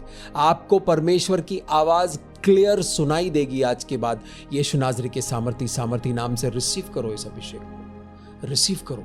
पवित्र आत्मा चाहते हैं कि आप अपने मन में झांक कर देखो कि कौन सी बातों को आपने जगह दी है अपने माइंड में, और क्या वो बातें आपके रास्ते को रोक कर खड़ी है या फिर आपको आगे बढ़ा रही है। आपको आगे बढ़ाने वाली बातों को आप और पावर देते रहिए, आपको रोकने वाली बातों का लिस्ट बनाकर उस पर प्रार्थना कीजिए ताकि वो सब टूट जाए, बिखर जाए। एक सिंपल उदाहरण देता हूं, एग्जाम्पल है, जिस शहर में आप गए हो वहां पर बहुत सारी दुकानें हैं लेकिन किसी भी दुकान में पानी नहीं बिक रहा है, शराब बिक रही है। पानी किसी भी दुकान में नहीं है और आप ढूंढ रहे हो कि पानी का बोतल मिल जाए, पानी का बोतल मिल जाए, उधर पानी है ही नहीं, सिर्फ शराब बिक रहा है और शराब आपको नहीं पीना है। आपको क्या चाहिए? आपको पानी मिलने वाला एक दुकान चाहिए। आपको ऐसा दुकान चाहिए जिसमें पानी का बोतल बेच रहे हो ताकि आप 1-2 बोतल या 8-10 बोतल लेकर अपने पास रख सकते हो, आपकी प्यास बुझाए, आप 1-2 बोतल पी जाओ आराम से। लेकिन उस जगह पर दारू की दुकानें हैं, पानी की दुकान ही नहीं है, तो ऐसे में आप फंस जाओगे। हमारे मन में ऐसे विचार है जो हमारा नाश कर सकता है, लेकिन ऐसे विचार नहीं है जो हमें आगे बढ़ा सकता है और हमें लगता है कि सब कुछ ठीक है, सब ठीक है। अगर आप अपने मन में झांक कर देखोगे नहीं तो आपको पता भी नहीं चलेगा, आप उसको ठीक नहीं कर सकते हो, तो फिर देखने का क्या फायदा है। आप देखोगे तो आप परमेश्वर से कह सकते हो कि प्रभु ये ठीक करो, परमेश्वर उसको ठीक कर सकता है। आपको एक मेंटोर की जरूरत है, आपको एक टीचर की जरूरत है, आपको एक गाइड की जरूरत है, आपको एक गुरु की जरूरत है जो आपको सिखा सके, जो आपको ट्रेन कर सके इस प्रोसेस के जरिए, ताकि आप वहां से निकलकर अपने जीवन को ऊंचे स्थानों पर लेकर जा सको। आप वहां पर सीख कर अपने जीवन को ऊंचे स्थानों पर लेकर जा सको। शमूएल 12 साल का बच्चा है, हम भी बच्चे थे। मैं बच्चा था आत्मा में, जब यीशु मसीह ने मुझे छुआ मैं आत्मा में जस्ट पैदा हुआ था। अभी 13 साल से परमेश्वर के साथ चल रहा हूं, काफी बड़ा हो गया हूं आत्मा में, और बढ़ना है मुझे, और बढ़ना है। आप जब शुरू किए थे आप भी छोटे से बच्चे थे, लेकिन आपने परमेश्वर के वचनों को पढ़ते पढ़ते, सुनते सुनते, समझते समझते आप भी थोड़े थोड़े बड़े हो रहे हैं। आप पहले की तरह छोटे बच्चे नहीं, आप थोड़ा सा बड़ा हो गया है, अब और बढ़ना है आपको। हालेलुया। और बढ़ाएगा पवित्र आत्मा आपको। अगर आप भूखे और प्यासे हो, परमेश्वर से कहोगे कि प्रभु मुझे बढ़ाओ, मुझे आगे बढ़ाओ, मुझे आत्मा में और बड़ा करो, तो परमेश्वर की आत्मा आपको आत्मा में और बड़ा करने के लिए आपको एक दास मिलाएगा, आपको कुछ ऐसे लोगों के बीच में रखेगा जो आपको लगातार बताते रहेंगे, सिखाते रहेंगे, खिलाते रहेंगे, पिलाते रहेंगे। कभी कभी मम्मी काम पे गई है तो घर में जो नैनी है वो खाना खिला रही है, नैनी भी छुट्टी पे गई है तो मासी आई है वो खाना खिला रही है, मासी भी नहीं है तो पड़ोसी के पास छोड़ के गया बच्चे को, पड़ोसी खिला रहा है। कोई ना कोई आपको खिलाता रहेगा। परमेश्वर आपको भूखे प्यासे रहने नहीं देगा, लेकिन अगर आप जिद पे हो कि मुझे भूख प्यास नहीं लगी है, मैं कुछ नहीं खाने वाला हूं, तो आपको कोई नहीं खिला सकता है। शमूएल बच्चा है, शमूएल ने जब परमेश्वर की आवाज को सुना, उसको नहीं पता कि परमेश्वर है। शमूएल परमेश्वर को जानता ही नहीं था, कोई जान पहचान नहीं थी, तो जिसके साथ जान पहचान थी एली के पास गया। एली ने बोला मैंने नहीं बुलाया बेटा, जाके सो जा। वो जाके लेट गया।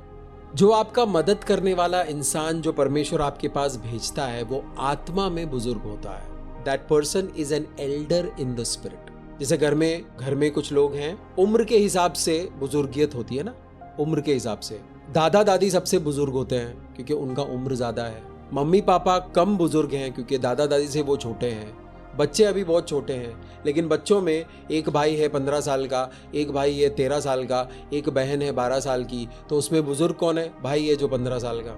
बड़ा कौन है? भाई है जो 15 साल का। परमेश्वर जिस इंसान को आपके जीवन में सहायता के लिए भेजता है वो आत्मा में बड़ा होना चाहिए, वो आत्मा में बड़ा होगा, वो आत्मा में बड़ा होगा और वो उनको आत्मा में बड़ा होना चाहिए, तभी वो आपकी मदद कर सकते हैं। यहाँ पर हम एली को देखते हैं कि एली परमेश्वर के कामों में, परमेश्वर के साथ संबंध में, परमेश्वर के साथ चलने में बड़े हैं, काफी बड़े हैं। कंप्लीट नहीं है, प्रॉब्लम्स है, लेकिन काफी कुछ सिखा सकता है शमूएल को। एक टाइम ऐसा आएगा जब परमेश्वर शमूएल से सीधा बात करेंगे, उनको एली की जरूरत नहीं पड़ेगी। एक समय ऐसा आएगा, जिन टीचर्स के पास हम लोग स्कूल और कॉलेज में सीख कर आए हैं, हम वापस उनके पास नहीं गए, क्योंकि उन्होंने जो हमें शिक्षा दी है वो हमारे जीवन में काम आ रहा है, क्योंकि हमें पढ़ना आ गया, समझना आ गया, इंटरप्रेट करना आ गया, अनुवाद करना आ गया, किस तरह हम अपने ज्ञान का इस्तेमाल करेंगे वो आ गया। एक गाइड होना, एक मेंटोर होना, एक गुरु होना, एक टीचर होना बहुत जरूरी है। कम से कम एक होना बहुत जरूरी है। अच्छा स्कूल वो होता है जो अलग अलग टीचर्स को रखकर अलग अलग टॉपिक सिखाते हैं, जहाँ पे साइंस के लिए अलग टीचर है, साइंस में बायोलॉजी के लिए अलग टीचर है, केमिस्ट्री के लिए अलग टीचर है, मैथमेटिक्स के लिए अलग टीचर है, इंग्लिश के लिए अलग टीचर है, क्योंकि वो सब अपने अपने क्षेत्र में, अपने अपने नॉलेज में एक्सपर्ट हैं। यहाँ पर हम कलीसिया में देखते हैं कि एक दूसरे से जलते हैं लोग। एक से ज़्यादा टीचर होना चाहिए कलीसिया में। अच्छी कलीसियाओं में एक से ज़्यादा टीचर होते हैं। कोई फाइनेंस में बहुत अच्छा होता है तो अपने लोगों को फाइनेंस सिखाता है, कोई पवित्र आत्मा की हुजूरी में कैसे आना है, परमेश्वर के हुजूरी में कैसे आना है, वहाँ कैसे रहना है वो सिखाता है। कुछ टीचर्स हैं जो अनुग्रह अच्छा सिखाते हैं, तो अनुग्रह अच्छे से सीखने के लिए हम अनुग्रह सिखाने वाले के पास जाता है। कुछ टीचर्स होते हैं जो परमेश्वर के वचनों को आप प्रैक्टिकली अपने जीवन में अप्लाई कैसे करोगे, उसका इस्तेमाल कैसे करोगे, उसमें कैसे चलोगे, उसको कैसे चलाओगे वो सिखाते हैं, तो हम उसके पास जाके वो सीखते हैं। कलीसिया में, कलीसिया के अंदर अलग अलग टीचर्स होने चाहिए, अलग अलग बातों को सिखाने के लिए, जिसमें परमेश्वर ने उनको अभिषेक किया है और उस एरिया में वो लोग एक्सपर्ट्स हैं। छठा वाक्य को पढ़ेंगे। तब यहोवा ने फिर पुकार के कहा, हे शमूएल, शमूएल। शमूएल उठकर एली के पास गया और कहा, क्या आज्ञा, तूने तो मुझे पुकारा है। उसने कहा, एली ने कहा, है मेरे बेटे, मैंने नहीं पुकारा, फिर से लेट जाओ। एक बार बुलाया, शमूएल को समझ में नहीं आया। शमूएल एली के पास गया, एली को भी समझ में नहीं आया। शमूएल वापस आकर लेट गया, सो गया। फिर से परमेश्वर ने बुलाया। हमारा परमेश्वर फिर से बुलाने वाला परमेश्वर है। अगर आपको पहली बार बुलाया, नहीं सुनाई दिया, आपने नहीं समझा, आपने उसका इंटरप्रिटेशन नहीं किया, आपको अनुवाद नहीं हुआ, आप उस बात को समझ नहीं पाए, परमेश्वर आपको फिर से बुलाएंगे। फिर से हम देखते हैं कि शमूएल एली के पास गया है, क्योंकि एली की आवाज सुनने की आदत है उसे। दूसरी बार जब गया तब भी वो एली के पास ही गया।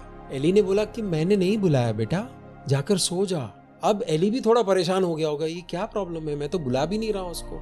यहाँ पर हम एक शब्द को देखते हैं, एली शमूएल को बेटा कहकर बुलाते हैं।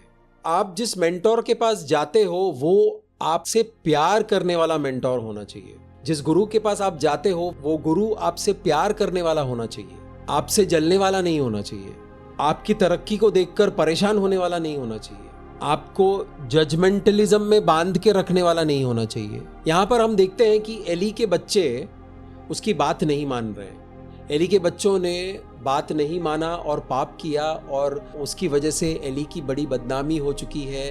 एली का तबीयत खराब हो चुका है, वो अपने बच्चों से परेशान है। और यहाँ पर एक छोटा सा बच्चा है जो उसके साथ है, जो परमेश्वर की सेवा करने के लिए उसकी मम्मी मंदिर में छोड़कर गई है, और वो सारी बातें मान रहा है। एली जो जो उसको सिखा रहा है वो सीख रहा है। तो एली के मन में उस बच्चे के लिए बहुत प्रेम है। कोई भी टीचर एक अच्छे स्टूडेंट से प्रेम करता है, सबसे प्रेम करते हैं, लेकिन जो अच्छा स्टूडेंट होता है उसके तरफ ज्यादा प्रेम होता है, क्योंकि वो सीख रहा होता है, वो सीख रही होती है।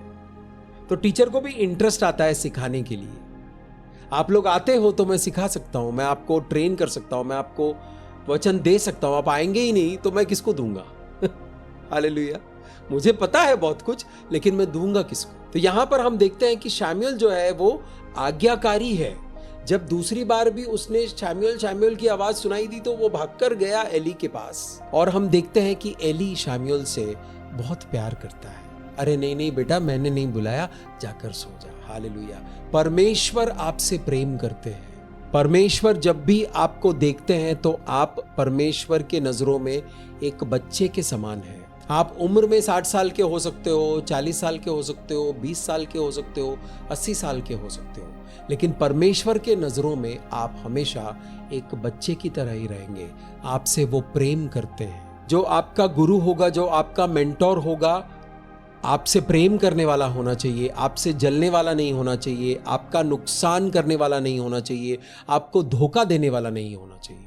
परमेश्वर ने अगर आपको किसी दास के पास भेजा है, परमेश्वर ने अगर आपको किसी मेंटोर के पास भेजा है, तो वो मेंटोर दूसरे लोगों से नहीं भी प्यार करता होगा, आपसे जरूर प्यार करेगा। क्यों?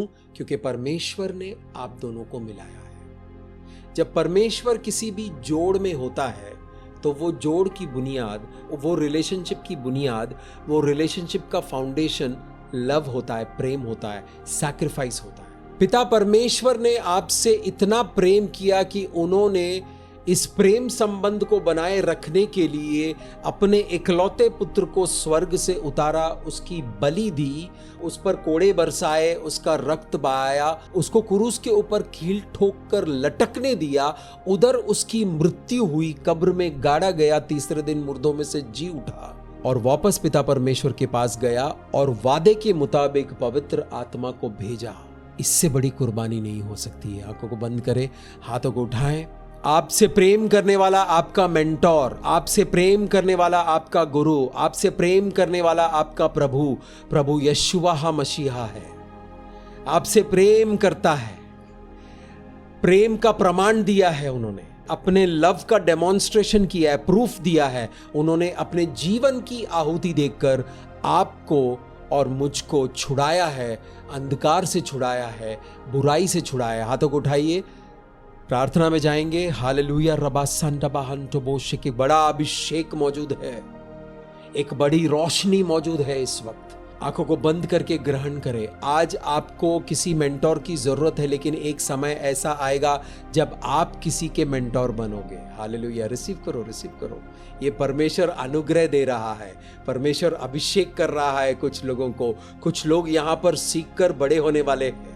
उस वक्त हो सकता है मैं नहीं रहूं, हो सकता है रहूं, लेकिन आप अपने लोगों को, आपके पास कुछ ऐसे बच्चे आएंगे, बच्चों का मतलब है कि आत्मा में बच्चे आएंगे जिसको आप लोग सिखाओगे।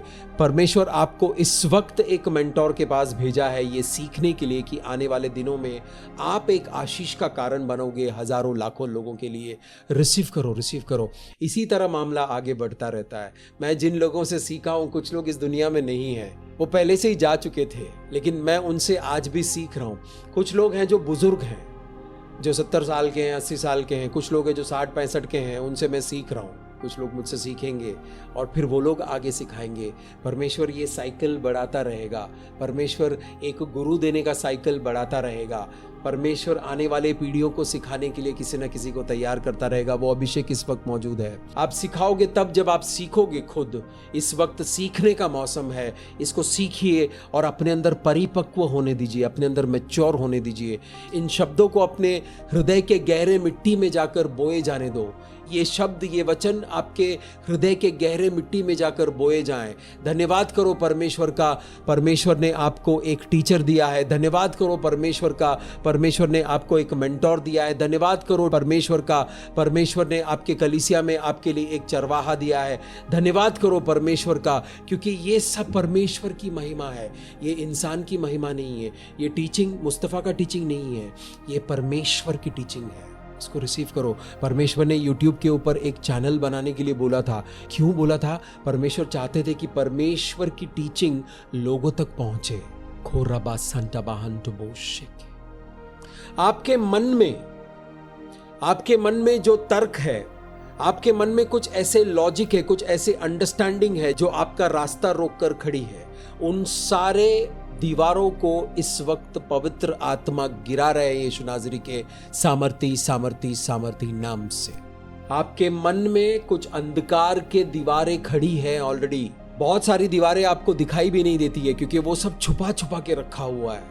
अंधकार की शक्तियों ने छुपा छुपा कर रखा हुआ है, लेकिन इस वक्त अभिषेक मौजूद है, वो दीवारें गिर रही है। समर्पित करो अपने आप को, हाथों को उठाओ, आंखों को बंद करो और अपने आप को समर्पित करो और कहो परमेश्वर उन दीवारों को गिरा दो यीशु नाज़री के सामर्थी नाम से। पिता परमेश्वर आपके बच्चों का रास्ता रोककर उनके ही मन में जो बाधाएं हैं, उनके ही मन में जो पहाड़ है, उनके ही मन में जो दीवारें हैं, वो दीवारें इस वक्त गिर जाएं यीशु नाज़री के सामर्थी नाम से। उन दीवारों को मैं गिरते हुए देख रहा हूं, उन बाधाओं को मैं हटते हुए देख रहा हूं, उन बंदिशों को मैं टूटते हुए देख रहा हूं यीशु नाज़री के सामर्थी नाम से। आजाद हो जाओ, आजाद हो जाओ, आजाद हो जाओ। परमेश्वर का लॉजिक लो, परमेश्वर का तर्क लो। दुनिया का एक तर्क वितर्क है, दुनिया का एक अंडरस्टैंडिंग है, दुनिया का एक ज्ञान है, दुनिया की एक बुद्धि है जो बेकार है, जो अब काम नहीं कर रही है। अगर वो काम करती है तो थोड़ी देर काम करती है। परमेश्वर की बुद्धि, परमेश्वर की समझदारी, परमेश्वर का ज्ञान, परमेश्वर का इंटेलिजेंस को जब आप ग्रहण करते हो तो वो इटर्नल है, वो अनंत काल तक आपका साथ नहीं छोड़ेगा, आपके साथ रहेगा और लगातार आपकी सहायता करेगा और आपके जीवन को ऊंचे स्थानों पर लेकर जाएगा। रिसीव करो, ये अभिषेक मौजूद है, रिसीव करो। आपके आसपास कुछ ऐसे लोग हैं जिनके पास कोई मेंटोर नहीं है, उनको जाके सीखने की उनके पास कोई जगह नहीं है। परमेश्वर पवित्र आत्मा कहता है कि उनको जगह बताओ। जिस तरह आपको जगह पता चला है, उनको भी जगह पता होनी चाहिए। उनको जगह बताओ, उनको मोटिवेट करो आने के लिए, ताकि वो लोग समझ सकते हैं, वो लोग भी सीख सकते हैं, जान सकते हैं। आने के बाद वापस चले गए तो वो उनका प्रॉब्लम है, वो हमारा प्रॉब्लम नहीं है।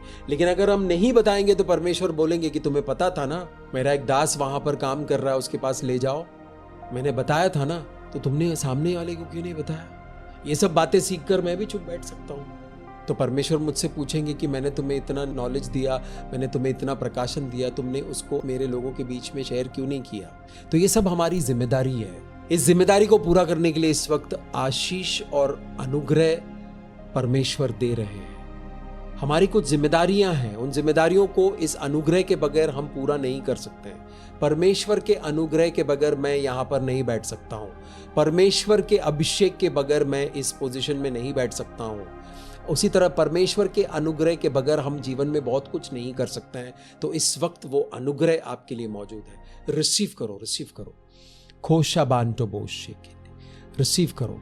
टीनेजर्स हैं, आज की पीढ़ी है, 18 से 20-22 साल के बच्चे हैं, भटक गए हैं। उनको शारीरिक प्रॉब्लम भी है, मानसिक प्रॉब्लम भी है और उनको घेर कर पकड़ने के लिए शैतान ने जाल बिछा कर रखा हुआ है। सभी बच्चों के लिए प्रार्थना करेंगे, सभी युवा पीढ़ियों के लिए प्रार्थना करेंगे कि परमेश्वर का अभिषेक आए।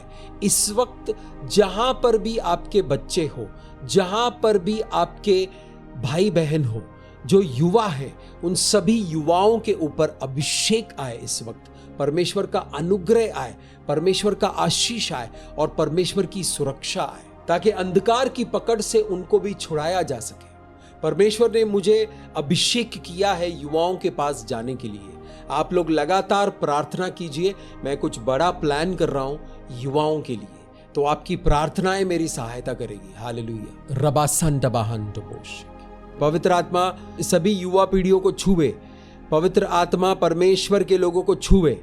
पवित्र आत्मा उन लोगों को छुए जिनको आप ले आना चाहते हो, जिनको आप उद्धार में लाना चाहते हो, उन सभी लोगों को छुए छुए छुए। टच टच टच करे पिता परमेश्वर।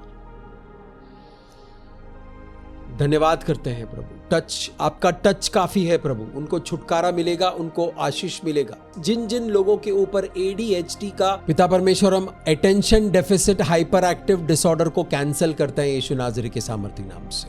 ADHD को हम कैंसिल करते हैं यीशु नाज़री के सामर्थी नाम से। आत्महत्या करवाने वाली आत्माओं को मैं डांटता हूं यीशु नाज़री के सामर्थी नाम से। युवा पीढ़ी के ऊपर आत्महत्या करवाने वाले, आत्महत्या का सोच देने वाले सभी आत्माओं को मैं डांटता हूं।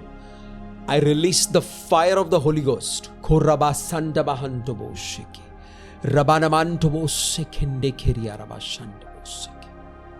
आत्महत्या करवाने वाली आत्माएं, सुइसाइडल स्पिरिट्स, इन सुइसाइडल स्पिरिट्स के ऊपर आत्महत्या करवाने वाली आत्माओं के खिलाफ मैं पवित्र आत्मा की अग्नि को रिलीज करता हूं। सभी युवा पीढ़ियों के ऊपर मैं पवित्र आत्मा की अग्नि को रिलीज करता हूं। सभी लोगों के ऊपर जिन पर सुइसाइडल स्पिरिट्स हैं, जिन पर आत्महत्या करने वाली आत्माएं काम कर रही है, उनके ऊपर मैं पवित्र अग्नि को रिलीज करता हूं। प्रभु इन लोगों को आजाद करो, सभी युवा पीढ़ी के बच्चों को आजाद करो, सभी लोगों को आजाद करो पिता परमेश्वर। पिता परमेश्वर, आपने मुझे सुइसाइडल स्पिरिट से आजाद किया है, मुझे आपने सुइसाइड करने से बचाया है पिता परमेश्वर।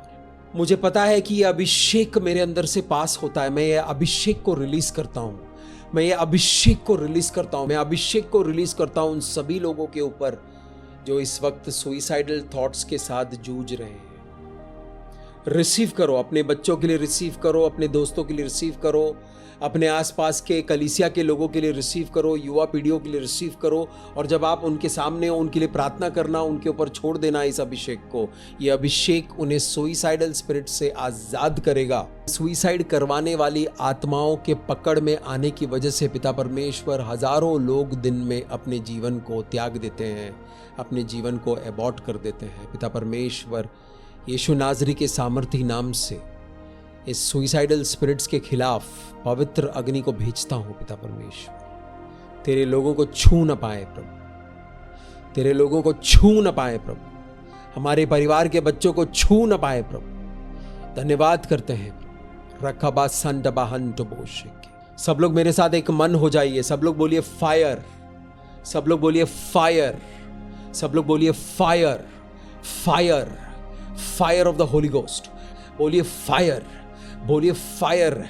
जब आप फायर बोलेंगे तो आपके परिवार को छुड़ाया जाएगा। जब आप फायर बोलोगे तो आपको छुड़ाया जाएगा। जब आप फायर बोलोगे तो आपके रास्ते खुल जाएंगे। बोलो fire, fire of the Holi spirit. पवित्र आत्मा की पवित्र अग्नि रिसीव करो, रिसीव करो। दोनों हाथों को उठाकर, दोनों हाथों को उठाकर रिसीव करो। हालेलुया। खुर्राबा संटबाहंटोबोशिकी, रिसीव करो। रेखाबा संटबाहंटोबोशिकी। जितने भी बच्चे एग्जाम्स की तैयारी कर रहे हैं, पिता परमेश्वर उनको आशीष करे, पढ़ने में उनकी सहायता करे पिता परमेश्वर। उनके एग्जाम्स अच्छे से हो पिता परमेश्वर, उनको अच्छा जॉब प्लेसमेंट मिले पिता परमेश्वर। धन्यवाद करते हैं। इस वक्त पवित्र आत्मा उनको छुए जिनके शरीर में दर्द है, जिन लोगों के शरीर में दर्द है। अगर आपके शरीर में कहीं पर भी दर्द है, इस वक्त उस दर्द से निजात दिलाने वाला अभिषेक मौजूद है, रिसीव करो।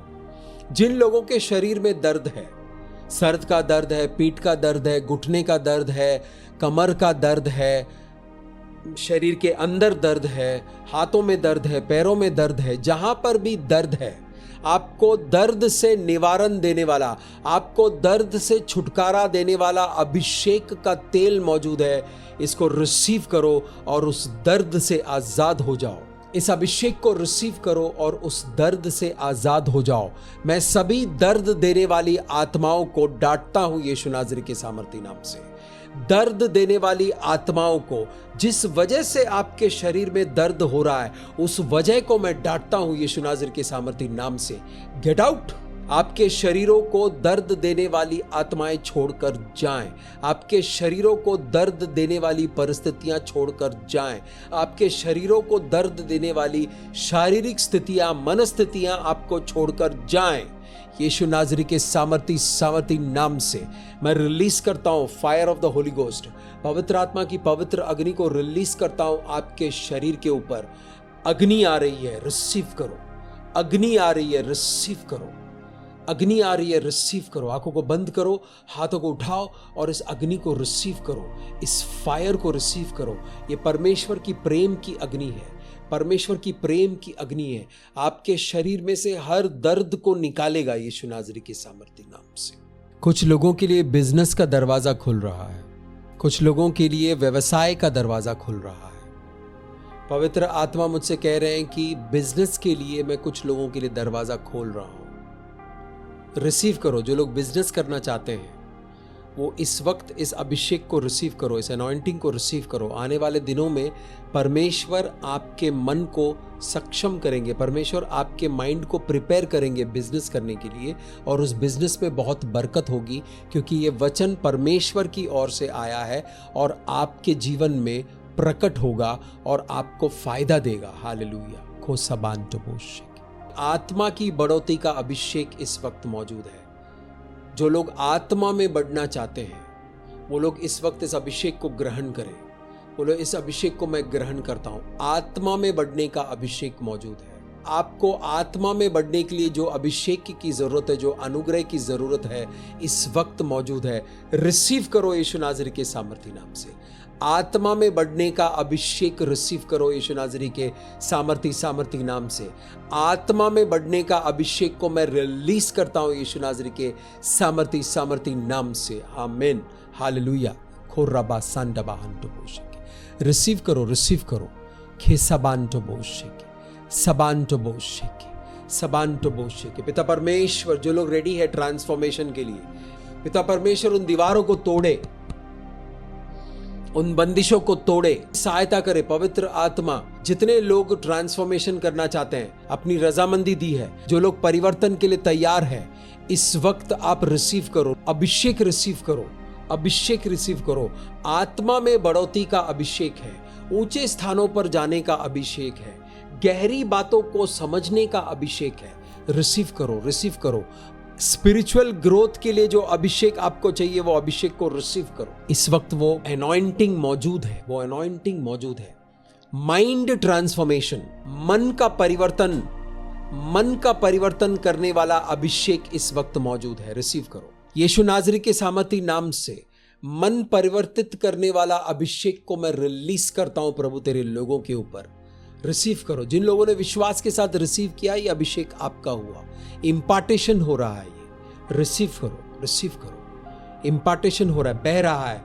ये टांकी में से अभिषेक आपके जीवन में बह रहा है। ये अभिषेक की टांकी है जो परमेश्वर ने तैयार किया है। इस अभिषेक की टांकी में से आपके ऊपर अभिषेक उंडेला जा रहा है। रिसीव करो। इस वक्त स्वर्गदूत बिजी है, आपके ऊपर अभिषेक उंडेला जा रहा है। रिसीव करो। आपके ऊपर अभिषेक उंडेला जा रहा है। रिसीव करो। परमेश्वर का अभिषेक आपके जीवन में हर बंदिश को तोड़ेगा। परमेश्वर का अभिषेक आपको बुरी आदतों से बाहर निकालेगा। परमेश्वर का अभिषेक आपको बुरी संगति से बाहर निकालेगा। परमेश्वर का अभिषेक आपको बुरी सोच के पकड़ से बाहर निकालेगा। परमेश्वर का अभिषेक आपको बुराई से बाहर निकालकर, अंधकार से बाहर निकालकर उजियाले में लेकर आएगा। परमेश्वर का अभिषेक आपके ऊपर लगा हुआ शैतान का पट्टे को तोड़ देगा। आपके जीवन के ऊपर लगा हुआ शैतान के उस पट्टे को तोड़ देगा। परमेश्वर का अभिषेक बहुत ही सामर्थी है, क्योंकि सामर्थी परमेश्वर का अभिषेक है। परमेश्वर का अभिषेक आपको छुड़ाने के लिए आया है। परमेश्वर ने मुझे तैयार किया है आप तक अभिषेक पहुंचाने के लिए, ताकि आप उद्धार पाओ और आपके जीवन में उद्धार प्रकट हो, ताकि आपको छुड़ाया जाए, अंधकार के बंदिशों से छुड़ाया जाए, बुरी सोच से छुड़ाया जाए, आपको आगे जाने से रोकने वाले उन सभी आत्माओं से, उन सभी बंदिशों से आपको छुड़ाया जाए। यीशु नाज़री के सामर्थी नाम से रिसीव करो। पिता परमेश्वर, इस अलौकिक समय में आपने जो अनुग्रह उंडेला है, जो अभिषेक उंडेला है, आपका वचन जो हमारे हृदय के अच्छे मिट्टी में जाकर बोया गया है, उसके लिए हम धन्यवाद करते हैं पिता परमेश्वर। अभिषेक के लिए धन्यवाद करते हैं, छुटकारे के लिए धन्यवाद करते हैं। आपने अपना कार्य किया है पिता परमेश्वर, उसके लिए हम धन्यवाद करते हैं। आपने जॉब ऑलरेडी दिला दिया है पिता परमेश्वर, आने वाले दिनों में वो जॉब प्रकट होगा पिता परमेश्वर। आपने छुटकारा दिया है, ट्रांसफॉर्मेशन दिया है परमेश्वर, आने वाले दिनों में वो ट्रांसफॉर्मेशन प्रकट होगा पिता परमेश्वर। हम धन्यवाद करते हैं। प्रभु, जितने लोगों ने कहा रेडी है, कुछ लोगों ने टाइप किया, कुछ लोगों ने अपने मुंह से कहा कि मैं रेडी हूं, प्रभु उनके ऊपर अभिषेक उंडेलने के लिए धन्यवाद। पिता परमेश्वर, आपकी उपस्थिति में आपने जो वरदान हमें दिया है, जो छुटकारा आपने दिया है, जो पुनर्स्थापना आपने की है, जो आशीष आपने उंडेला है, जो अनुग्रह आपने उंडेला है, उन सभी वरदानों को हम यीशु मसीह के पवित्र नाम से रिसीव करते हैं। उन सभी वरदानों के ऊपर हम यीशु मसीह का पवित्र लहू लगाकर उसको यीशु मसीह के पवित्र लहू में सील करते हैं। पिता परमेश्वर, हर एक प्रार्थना आपके समक्ष एक खुशबू बनकर आती है। ये प्रार्थना भी आपके समक्ष एक खुशबू बनकर आएगी प्रभु। इस प्रार्थना को हम यीशु मसीह के पवित्र लहू में ढाकते हैं और यीशु मसीह के पवित्र नाम से इस प्रार्थना को मांगते हैं। आमीन, आमीन, आमीन। आइए इस आशीष को ग्रहण करें। पिता परमेश्वर का प्रेम, प्रभु यशुआ मसीहा का अनुग्रह, पवित्र आत्मा का सामर्थ और उनकी संगति हम सब के साथ बनी रहे हमेशा हमेशा के लिए। आमीन, आमीन, आमीन। मैं आप सभी का धन्यवाद करता हूं। मैं आपका आदर करता हूं, सम्मान करता हूं कि आप अपने जीवन में से समय निकालकर परमेश्वर के राज्य में अपने समय को बोया है। इसका फल आपके जीवन में आएगा। 30 गुना नहीं, 60 गुना नहीं, 100 गुना फल आएगा। 100 गुना का 100 गुना आएगा। आपके 1000 जनरेशन आशीषित होंगे। आपके आने वाली पीढ़ियां आशीषित होंगे। आपके परिवार के लोग आशीषित होंगे। आप आशीषित होंगे। कार्यस्थल में आशीषित होंगे। घर में आशीषित होंगे। आपके फाइनेंसेस आशीषित हैं। आपका हेल्थ आशीषित है। धन्यवाद करते हैं प्रभु, धन्यवाद करते हैं। परिवर्तन का समय ये था भाग 4। मुझे पूरा विश्वास है कि परमेश्वर ने आपको अनुग्रहित किया है, आपको आशीषित किया है और आपको अभिषिक्त किया है। फिर मिलेंगे अगले भाग में। तब तक अनुग्रह में बने रहिए, आशीष में बने रहिए, अभिषेक में बने रहिए और आशीषित रहिए। मेरा नाम मुस्तफ़ा है और मैं प्रभु यशुआ मसीहा का दास हूँ। परमेश्वर आपको आशीष करे।